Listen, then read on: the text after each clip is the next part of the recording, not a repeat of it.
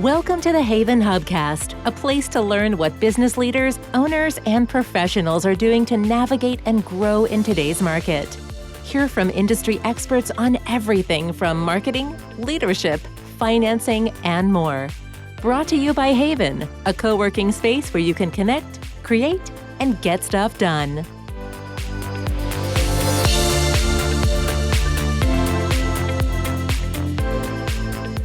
Hello and welcome to another episode of the HAYVN Hubcast. Today I am joined by, or with, I should say, Silvina Skverer. Did I say that right, Silvina? Perfect. Well, I should say welcome before I ask you if I did that okay.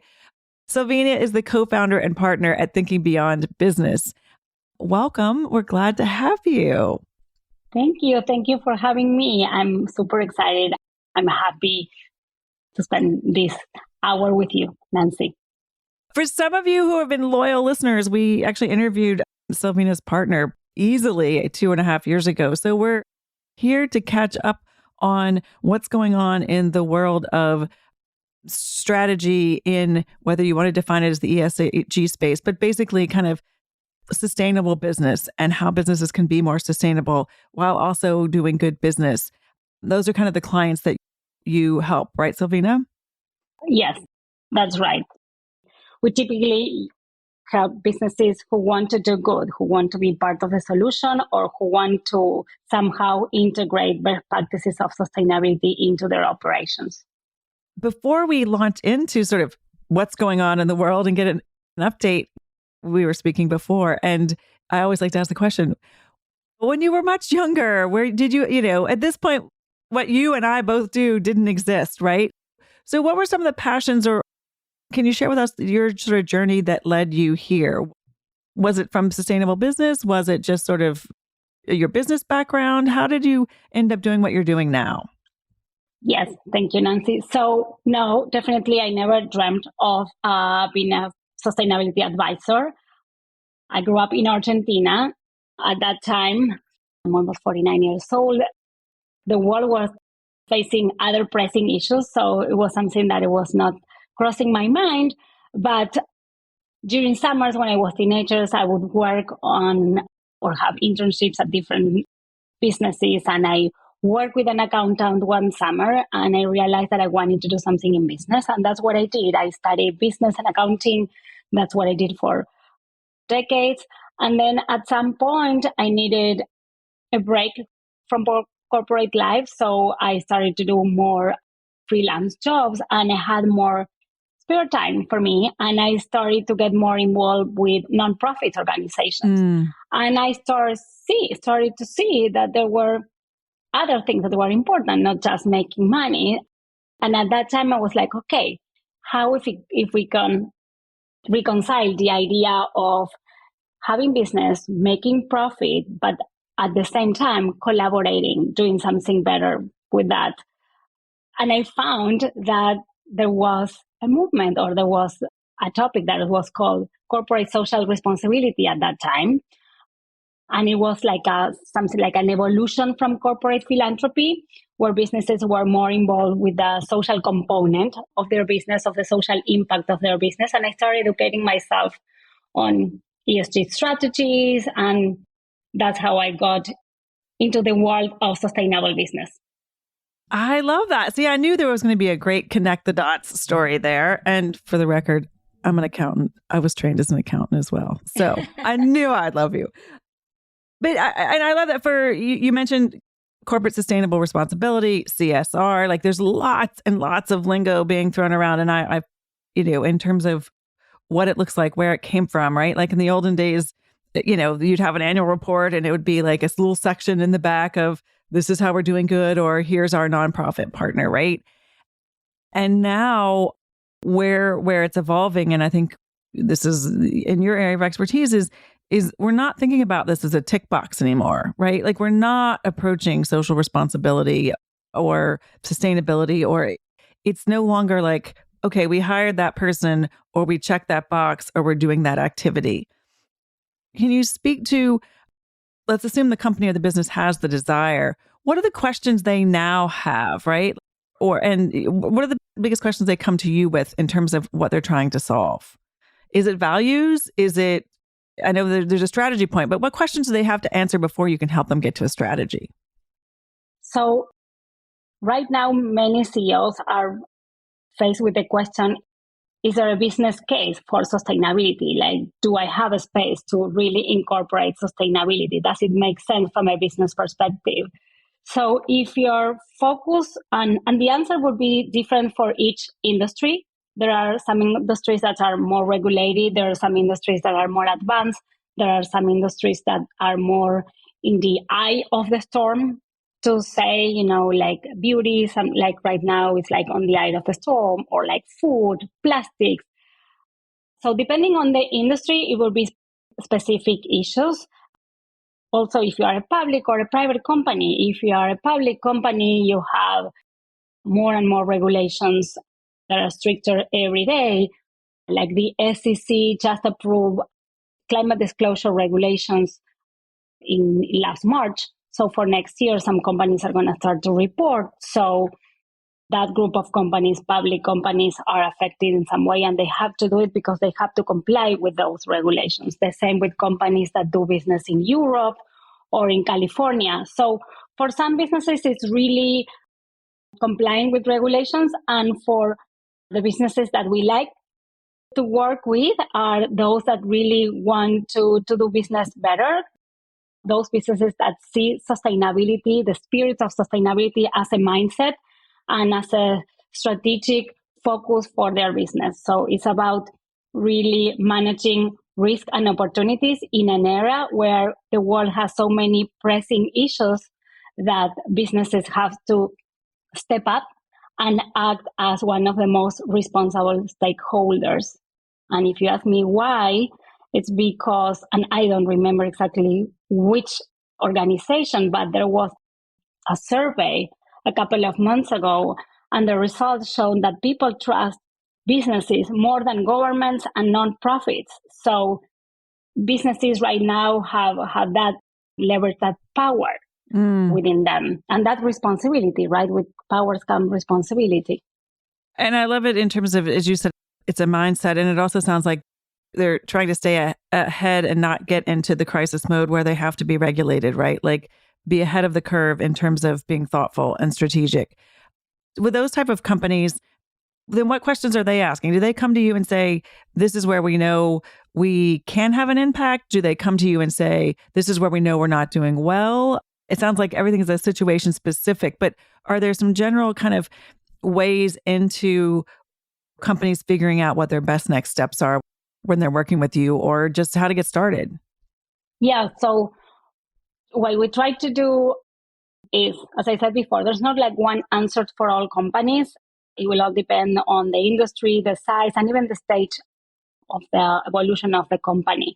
So what we try to do is do a materiality assessment and find those gaps, those areas where the company is ready to make an impact. And for some businesses, it's going to be mainly on the environmental component. And for some other businesses, it's going to be on the social component.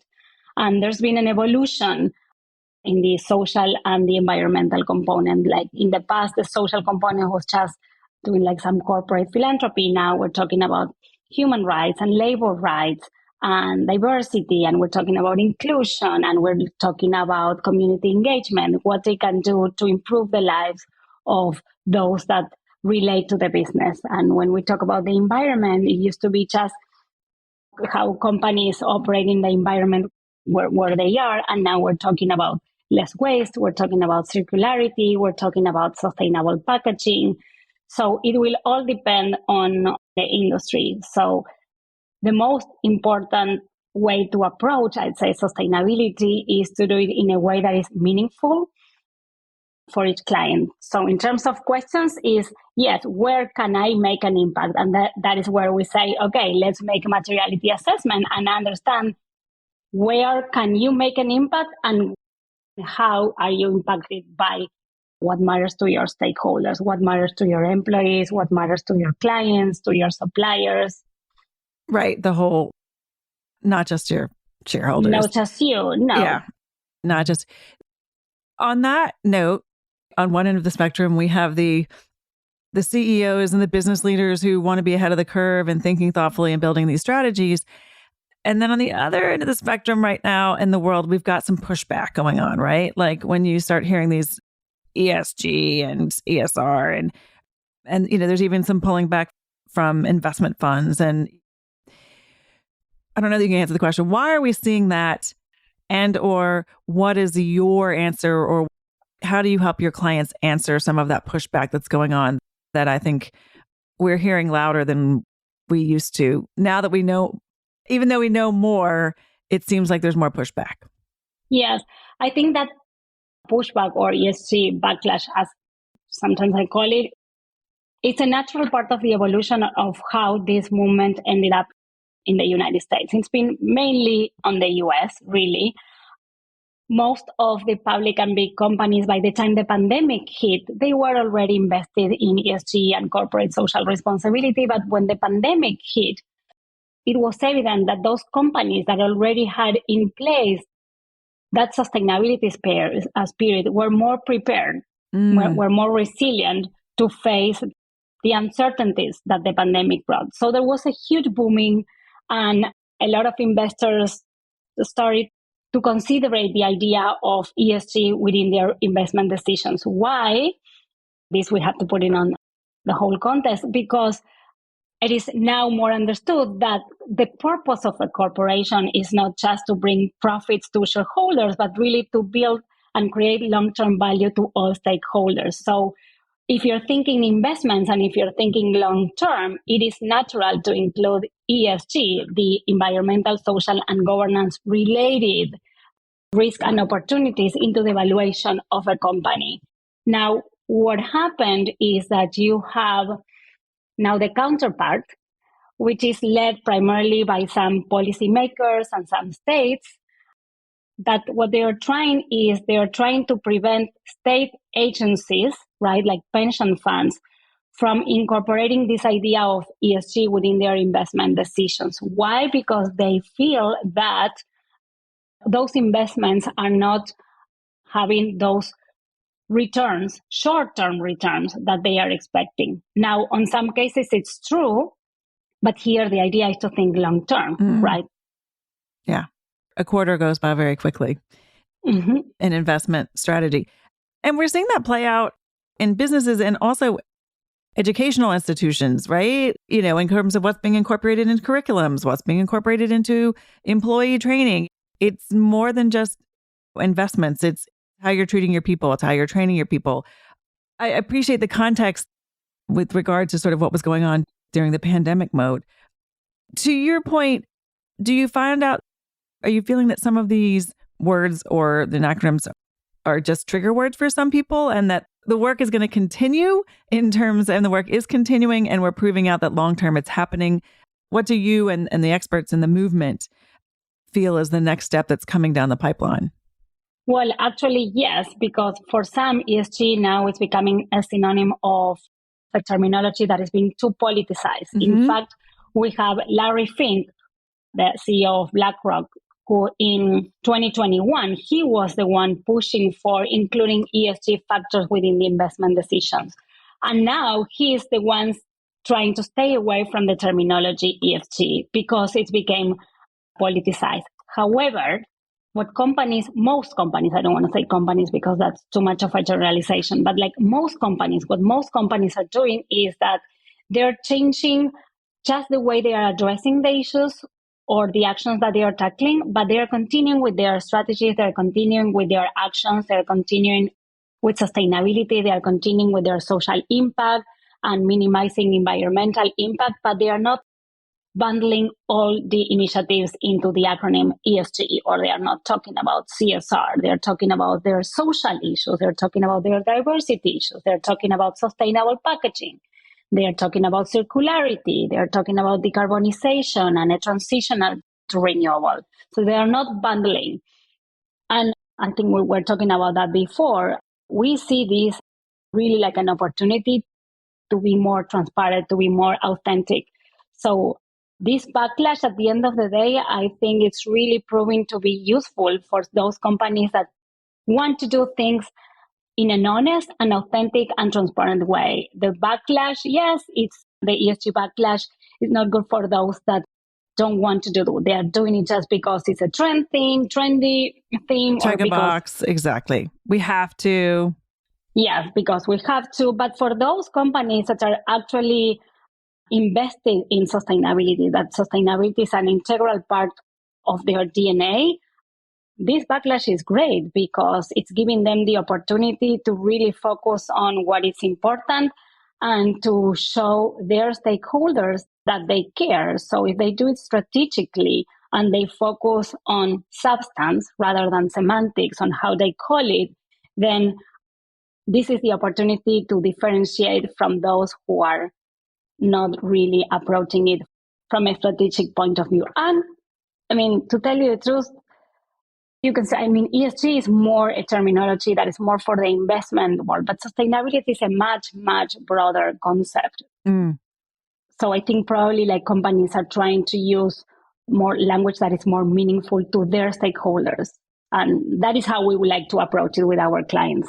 And I think there's also still some educating going on, right? Like you talk to some people and they only equate sustainability with climate crisis, right? Like I don't remember if it was you and I were together, but somebody said, well, what does that have to do with greenhouse gases? And we were like, oh, no. Sustainability is, it's all tied together. There are much bigger pictures in terms of doing that. I love that the backlash is actually working in terms of, you said authentic, but I also feel like holistic, right? Like in systemic or systematic ways where it's not just over in one silo anymore, part of a company. It's kind of really seeping into all parts of the company. Silvina, for the most part, are you working with clients that have created businesses and are seeking to make this change or evolve this way? Or do some clients come to you where they're just starting out and they want this to be an important part of how they start out? What does that look like? Is it different? Well, yes, because for entrepreneurs, I think the idea of sustainability for most entrepreneurs is there because they see the opportunities, they see those gaps, and they bring solutions, they bring new ideas. Then more traditional and established businesses, unless they are very forward-looking and they're very in tune with what's going on in the world and in constant and open communication with their stakeholders, no, then for some, they need to really hard work, but not to discourage them because we also see some clients that like come to us overwhelmed with the idea of like all the things that they need to tackle to be called a more sustainable business, right?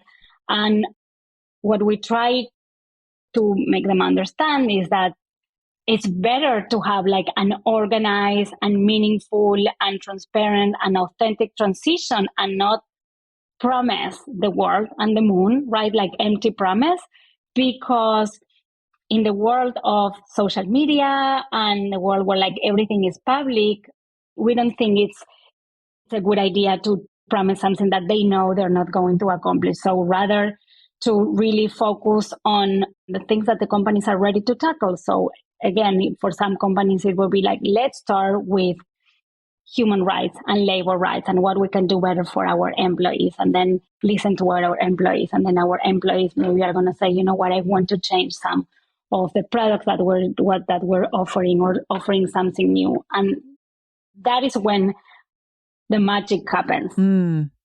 When these companies are in tune with the needs and the concerns and what matters to their most important stakeholders. I love the magic part. And to your point, like it's not cookie cutter. It's going to be different for every organization. Yep. Depending on how they are. I don't want to wind up our conversation without a nod to HAYVN. And we spoke earlier about your partner, Soledad, and we'll include the interview in the show notes. But you and Soledad did not know each other from a previous life. So can you share with our listeners your story of how you all met and how you came into partnership to do this together? Yes. It's the HAYVN magic, really. Back to the magic. Yes, back to the magic. So as I was trying to look for a co-working space, quite for some time, I was doing some independent work and I was writing my novel. It's on my pending, writing my novel. And I was looking for a space that like I feel engage and inspire, and that was like luminous. So I guess I waited big, and one day I went to HAYVN and I was talking to Carrie, and Carrie said, you know what, I know a girl from Argentina, her name is Soledad, and she's also working in the same sphere, like sustainability and ESG, like, do you know her? And I'm like, no. We're both from Argentina, but from different sides of the country. So she made the connection. I love it. And hence a business was born, and the HAYVN magic continues, because we were all in Hartford a few weeks ago, right? Like literally learning what the state is doing. So I love watching the magic that you all are doing with your company. Silvina, if people want to get in touch with you and learn more, what's the best way for them to connect either with you or Soledad or Thinking Beyond Business? So they can shoot us an email, send us an email at silvina@thinkingbeyondbusiness.com or at soledad@thinkingbeyondbusiness.com or at info@thinkingbeyondbusiness.com. They can subscribe to our newsletter, or they can contact Felicia at HAYVN, and she can contact us always. That's perfect. We'll put all those in the show notes, and it'll be interesting to sort of go back and listen to my conversation with Soledad several years ago and listen to both of those. Silvina, thanks for your time. Thanks for the work. I'm always hopeful when I talk to you all about the work that you're doing and the direction we're headed. It's heavy lifting, but it makes me hopeful about where we're headed in terms of business. So thank you for the work you do. No, thank you. It's our pleasure. Really, what we hope is to make impact, to help those businesses thrive, to be part of the solution. Without profit, there's no mission. That's what we say to our clients. So it's not a matter of like not making enough profits. No, we need those profits to really make sustainable changes, but in a way that is more responsible, like really acknowledging that our planet has its limit and that our society has some basic needs and rules that we need to operate within those limits. And that's the idea, really. Well, keep carrying your message forward, and we will check back soon. Thanks again. It was so great to speak with you. Thank you. Thank you, Nancy. And that is another episode of the HAYVN Hubcast. If you like what you hear, please give us a like, a share, a subscribe, and share this podcast with somebody you think might be interested in hearing it as well. Thanks for listening to the HAYVN Hubcast, a place to learn what business leaders and owners are doing to navigate and grow in today's market. Please leave a review on Apple Podcasts and subscribe on your favorite podcast app. HAYVN is a co-working space and virtual community located in the heart of Fairfield County, Connecticut. HAYVN is a hub for business owners and professionals to connect, create, and get stuff done. Find out more about the HAYVN community online at hayvn.com. That's HAYVN.com. HAYVN Hubcast is produced by Sound Advice Strategies.